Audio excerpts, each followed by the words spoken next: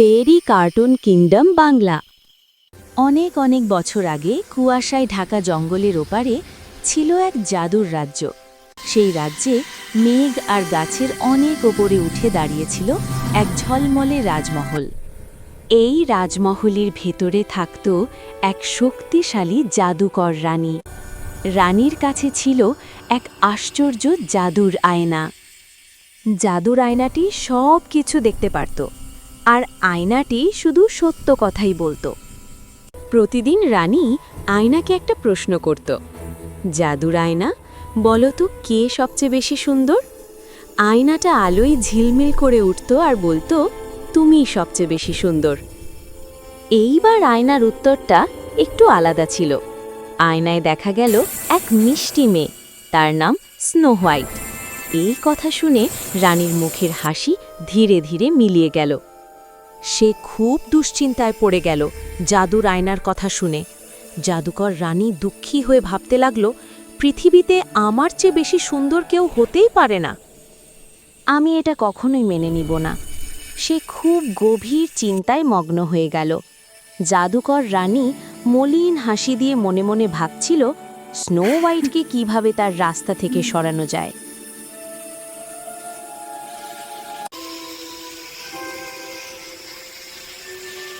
Snow white রাজমহলের ভেতরে খুব সুখে বাস করত। সে বাগানে পাখিদের সাথে গান গাইতে খুব ভালোবাসত। যেখানেই সে যেত, রঙিন প্রজাপতিরা তার পিছু নিত। স্নো হোয়াইট সবার সাথে মিষ্টি হাসি নিয়ে কথা বলতো। সে সবাইকে সাহায্য করত। পশু পাখিরাও তার দয়ালু মনটা খুব ভালোবাসত। তার ভালোবাসায় পুরো রাজমহল উষ্ণ আর সুন্দর লাগত। কিন্তু স্নো হোয়াইট জানত না, রানী তাকে দেখছিল।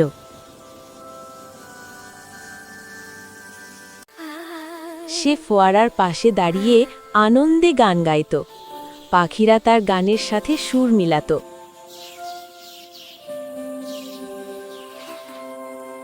রাজকীয় বাগানটা শান্তিতে ভরে যেত। স্নো হোয়াইটের পাশে থাকলে সবাই খুব খুশি হতো। বাচ্চারা তাকে দেখলে হাত নেড়ে হাসত আর খেলত।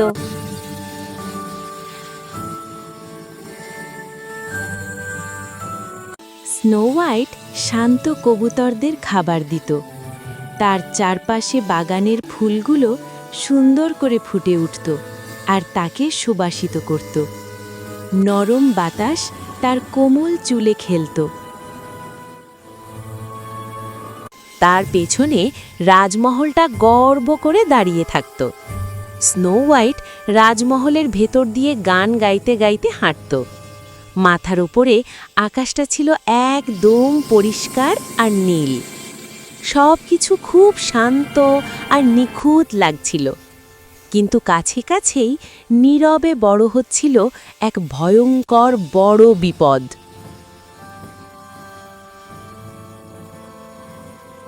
বারান্দা থেকে রানী চুপচাপ স্নো হোয়াইটকে দেখছিল। স্নো হোয়াইটকে দেখে রানীর মনে হিংসা জেগে উঠল। সে তাড়াতাড়ি জাদুর আয়নার ঘরে গেল। আয়নাকে আবারও একই প্রশ্ন করল, জাদুর আয়না, বলো তো কে সবচেয়ে বেশি সুন্দর? জাদুর আয়নাটা আবারও আলো ছড়াতে লাগল।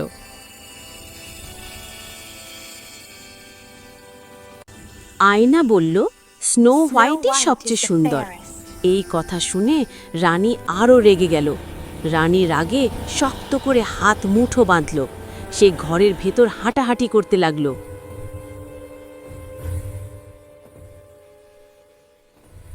তার মাথায় একটা খারাপ পরিকল্পনা এলো। রানী অন্ধকারের দিকে তাকিয়ে ভাবতে লাগল কিভাবে কি করা যায়। সে রাজ্যের শিকারীকে ডাকল। শিকারী রাজমহলে গেল রানীর আদেশ শুনতে। শিকারী রানীর সামনে সম্মানের সাথে মাথা নত করল। রানী শিকারীকে ফিসফিস করে আদেশ দিল স্নো হোয়াইটকে মেরে ফেলতে। শিকারীর মন ভরে গেল দুঃখে। তবুও সে খুব আফসোসের সাথে দীর্ঘশ্বাস নিয়ে রানীর কথা মানতে রাজি হল।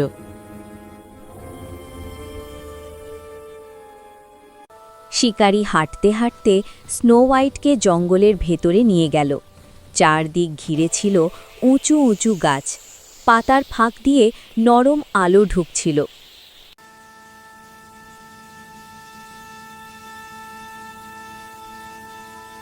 হঠাৎ শিকারী হাঁটা থামিয়ে দিয়ে রানীর ষড়যন্ত্রের কথা স্নো হোয়াইটকে বলল। তার চোখে জল চলে এলো। সে হাঁটু গেড়ে বসে পড়ল। সে চিৎকার করে স্নো হোয়াইটকে বলল, তুমি দৌড়ে পালাও এখান থেকে, আর কখনো ফিরে এসো না। এই কথা শুনে স্নো হোয়াইট খুব ভয় পেয়ে গেল। সে একা একা জঙ্গলের ভেতরে দৌড়াতে লাগল। জঙ্গলটা ধীরে ধীরে অন্ধকার হয়ে গেল। চারপাশ খুব নীরব হয়ে গেল।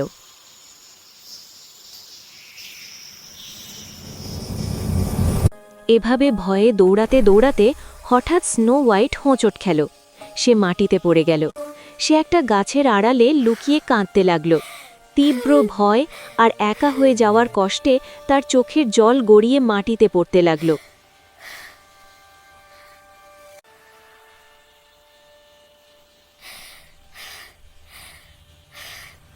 ধীরে ধীরে সন্ধ্যা নামতে শুরু করল।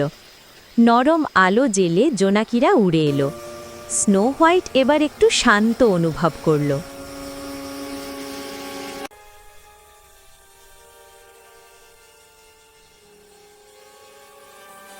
জঙ্গলের পশুরা চুপচাপ তাকে দেখছিল। একটা দয়ালু হরিণ সামনে এগিয়ে এলো। পাখিরা নরম ডানায় উড়ে তার চারপাশে ঘুরল। স্নো হোয়াইট আবার নিরাপদ অনুভব করল। সে এখন কিছুটা শান্তি আর সাহস পেতে লাগল।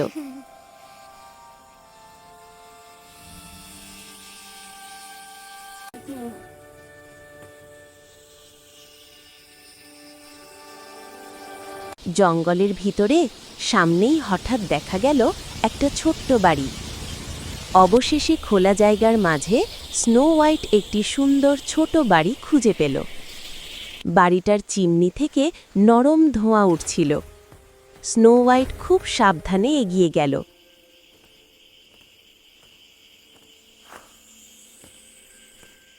সে দরজায় আলতো করে টোকা দিল, কিন্তু ভিতর থেকে কেউ দরজা খুলল না। ভেতরে ঢুকে সে দেখল সবকিছু ছোট আর গুছানো।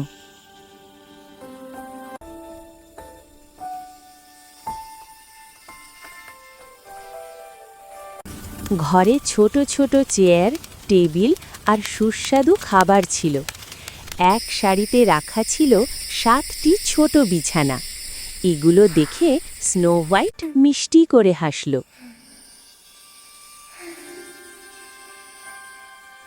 স্নো হোয়াইট এবার বাড়িটা পরিষ্কার করার সিদ্ধান্ত নিল। জঙ্গলের পশু পাখিরাও খুশি হয়ে তাকে সাহায্য করল। ময়লা প্লেট গ্লাসগুলো সে সযত্নে ধুয়ে রাখল।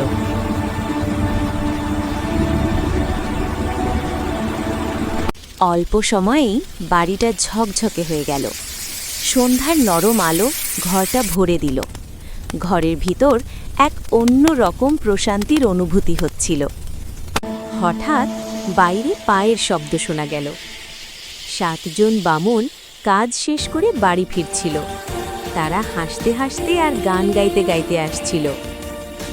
বাড়িটা পরিষ্কার দেখে তারা অবাক হলো। তারা খুব সাবধানে ঘরের ভেতরে উঁকি দিল।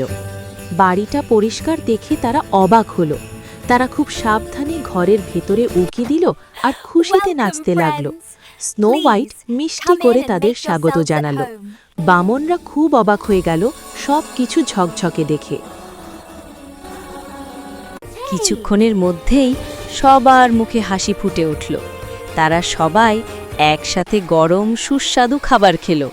হাসির শব্দে পুরো ঘর ভরে গেল। স্নো হোয়াইটের মনে হলো সে যেন একটা পরিবার পেয়ে গেছে। তার মন আবার খুশিতে ভরে উঠল।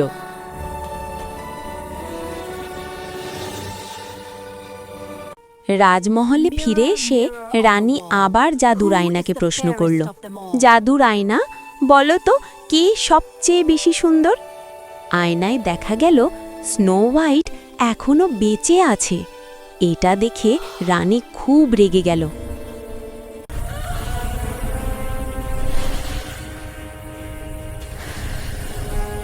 সে তার পুরনো জাদুর একটি বই খুলল। বইয়ের পাতাগুলো ভরা ছিল কালো জাদুর মন্ত্রে। রানী এক শক্তিশালী জাদুর মিশ্রণ বানাতে লাগল। সবুজ ধোঁয়া বাতাসে উঠতে লাগল। রানী এবার জাদুর মিশ্রণগুলো একটা কাঁচের বোতলে রাখল, তারপর তার মাথায় ঢেলে দিল। এরপর রানীর চারপাশে জাদুর আলো ছড়িয়ে পড়ল।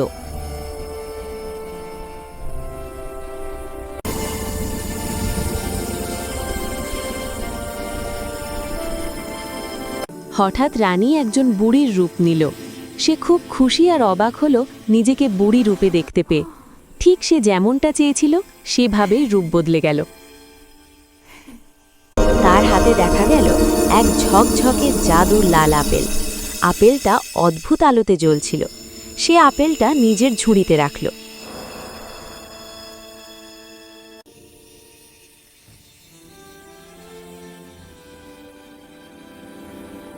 জাদুকর বুড়ি চুপচাপ রাজমহল ছেড়ে বেরিয়ে গেল।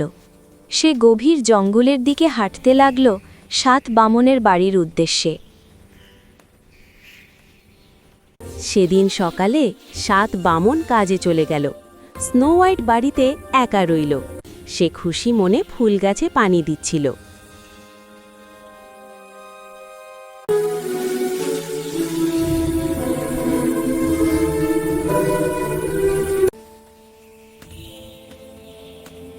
সন্ধ্যাবেলা হঠাৎ দরজায় টোকা পড়ল। স্নো হোয়াইট ভদ্রভাবে দরজা খুলে জিজ্ঞেস করল, কে আপনি? এখানে কি চাইছেন? বুড়ি মিষ্টি করে বলল, আমি পাশেই থাকি। সবাইকে আমার গাছের আপেল দিতে বেরোলাম। তুমি আমার কাছ থেকে আপেল নিলে আমি খুব খুশি হব। তারপর তাকে একটি আপেল এগিয়ে দিল।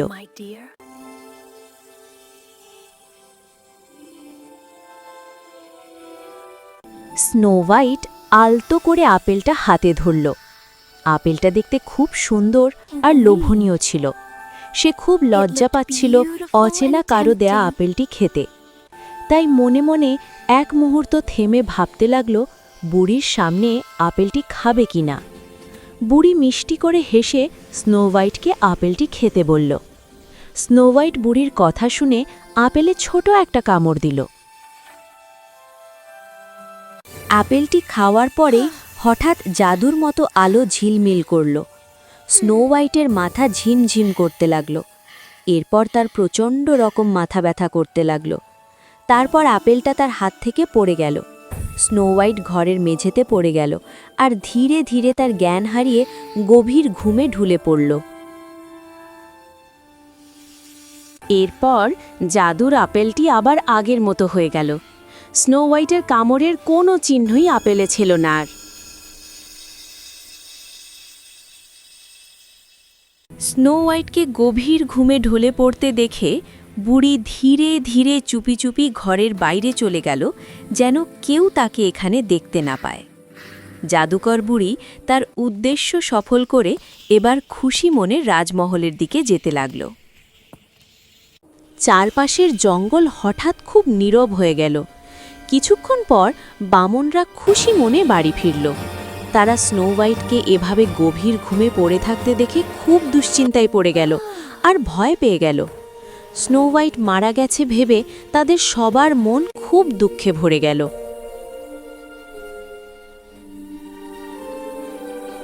জঙ্গলের পশু পাখিদেরও খুব কষ্ট হচ্ছিল স্নো হোয়াইটের জন্য। 7 বামন স্নো হোয়াইটকে জঙ্গলের মাঝে কাঁচের বিছানায় শুইয়ে দিল। তার বিছানার চারপাশে নরম করে ফুল ফুটে উঠল, সুবাস ছড়াতে লাগল। পশু পাখিরাও তার কাঁচের বিছানার আশেপাশে গেলে কষ্ট পেয়ে কান্না করত।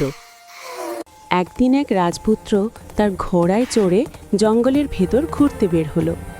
হঠাৎ রাজপুত্র দেখতে পেল কাঁচের বিছানায় খুব সুন্দর একটি মিষ্টি মেয়ে ঘুমিয়ে আছে। সে স্নো হোয়াইটকে দেখে ভাবতে লাগল, এই তো সুন্দর একটি মেয়ে এভাবে জঙ্গলের ভেতর কাঁচের বিছানায় শুয়ে আছে।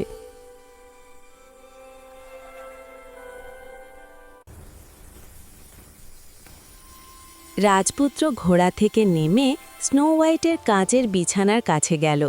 তারপর সে আলতো করে স্নো হোয়াইটের হাত ধরল। রাজপুত্র স্নো হোয়াইটের হাত ধরার সঙ্গে সঙ্গেই হঠাৎ তার কাঁচের বিছানার চারপাশে জাদুর আলো ছড়িয়ে পড়ল। এরপর স্নো হোয়াইটের জ্ঞান ফিরে এলো আর ধীরে ধীরে সে চোখ খুলল। সে উঠে বসল আর রাজপুত্রের দিকে তাকিয়ে মিষ্টি করে হাসল।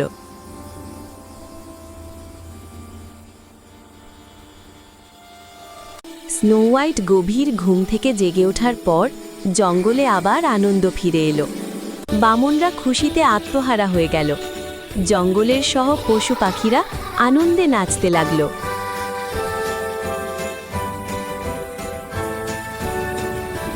স্নো হোয়াইট গভীর ঘুম থেকে জেগে ওঠার পরে জাদুকরী রানীর জাদুর আয়না সঙ্গে সঙ্গে ভেঙে গেল। আয়না ভেঙে যাওয়াতে তার কালো জাদুও মিলিয়ে গেল আর সে মারা গেল।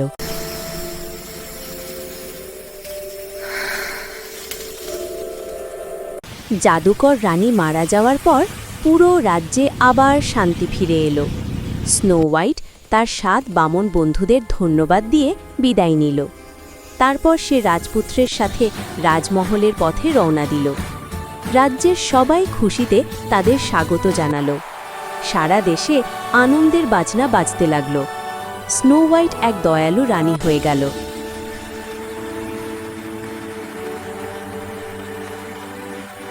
রাজ্যের সব জায়গা সুখে ভরে গেল। জঙ্গলটা আগের চেয়েও সুন্দর হয়ে উঠল। সবখানে ভালোবাসা আর দয়া ছড়িয়ে পড়ল। বামনরা তাকে দেখতে প্রায়ই রাজমহলে আসত। তারা সবাই সুখে শান্তিতে বসবাস করতে লাগল।